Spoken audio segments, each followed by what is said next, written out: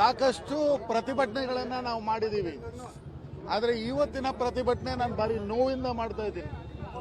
ಕರ್ನಾಟಕದ ಮಹಿಳೆಯರು, ನನ್ನ ತಾಯಿಂದಿರು, ನನ್ನ ಅಕ್ಕಂದಿರು, ನನ್ನ ತಂಗಿಯರು ಇವತ್ತು ಮನೆಯಲ್ಲಿ ಮಲಗಕ್ಕಾಗದೇ ಇರುವಂತ ಒಂದು ಪರಿಸ್ಥಿತಿ ಒಬ್ಬ ವಿಕೃತ ಕಾಮಿ ಪ್ರಜ್ವಲ್ ರೇವಣ್ಣ ಅವರು ಮಾಡ್ತಾ ಇದ್ದಾರೆ. ಆ ವಿಡಿಯೋ ಯಾರಾದ್ರೂ ನೋಡಿದ್ರೆ ಮಲಗಕ್ಕಾಗಲ್ಲ. ನಾನು ಆ ಪಾಪವನ್ನ ನನ್ನ ಕಣ್ಣಾರೆ ನೋಡಿದ್ದೀನಿ.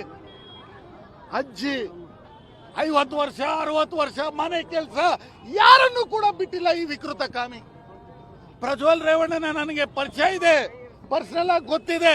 ನಾನು ಇವತ್ತು ನಾಚಿಕೆ ಪಡ್ತೀನಿ ಅವನನ್ನ ನನಗೆ ಗೊತ್ತಿರೋದು. ರಾಜಕೀಯ ಬಿಟ್ಬಿಡ್ರಿ. ರಾಜಕೀಯವಾಗಿ 106 ಲೀಡರ್ದು ಸಿಡಿ ಬಂದಿದೆ, ಇಡಿ ಬಂದಿದೆ ಅಂತ ನಾವು ಬಿಡ್ತೀವಿ. ಆದ್ರೆ ಇವತ್ತು ನಡೆದಿರುವಂತಹ ಕೃತ್ಯ ಇದು ಯಾವುದೇ ಒಂದು ಸಿಡಿ ಅಲ್ಲ, ಯಾವುದೇ ಒಂದು ಹುಡುಗಿ ಜೊತೆ ಇರುವಂತ ಪರ್ಸನಲ್ ಮೊಮೆಂಟ್ಸ್ ಅಲ್ಲ. This is rape, this is condemnable. ಪ್ರತಿಯೊಬ್ಬ ಮಹಿಳೆ, ಕರ್ನಾಟಕದಲ್ಲಿರುವಂತ ಪ್ರತಿಯೊಬ್ಬ ಮಹಿಳೆ ಕೂಡ ಭಯದಿಂದ ಇರುವಂತ ವಾತಾವರಣ.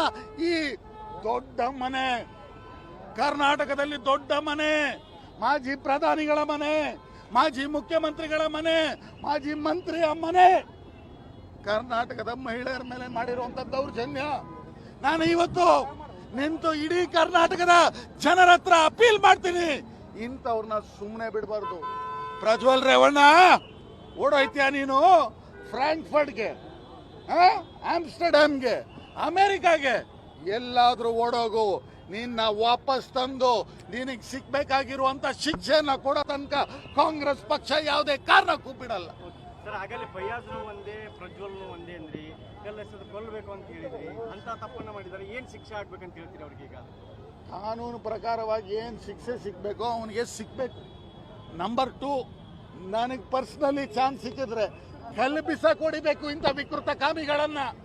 ನನ್ನ ತಾಯಿಂದಿರು, ಆ ಒಂದು ಮಹಿಳೆ ಮನೆ ಕೆಲಸ ಮಾಡೋವಳ್ದು ಆ ವಿಡಿಯೋ ನೋಡ್ಬಿಟ್ರೆ ಕರ್ನಾಟಕದ ಮಹಿಳೆಯರು ಯಾರು ಮಲಗಲ್ಲ. ಅವಳು ತಲೆ ಚೆಚ್ಕೊಳ್ತಾಳೆ.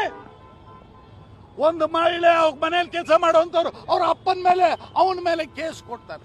ಮಾರ್ಫ್ ವಿಡಿಯೋನ ಅವನ್ ಸೌಂಡ್ ಕೇಳ್ತಾ ಇಲ್ವಾ? ಮಾನ ಮರ್ಯಾದೆ ಬೇಡವಾ ನಿಮ್ಗೆ? ರಿಸೈನ್ ಕೊಟ್ಟು ಎಲ್ಲ ಆತ್ಮಹತ್ಯೆ ಮಾಡ್ಕೊಳ್ರಿ ನೀವು. ಇಂಥ ಒಬ್ಬ ಮಗ ಎತ್ತಿರೋದಕ್ಕೆ ನೀವೆಲ್ಲರೂ ಕೂಡ ಇವತ್ತು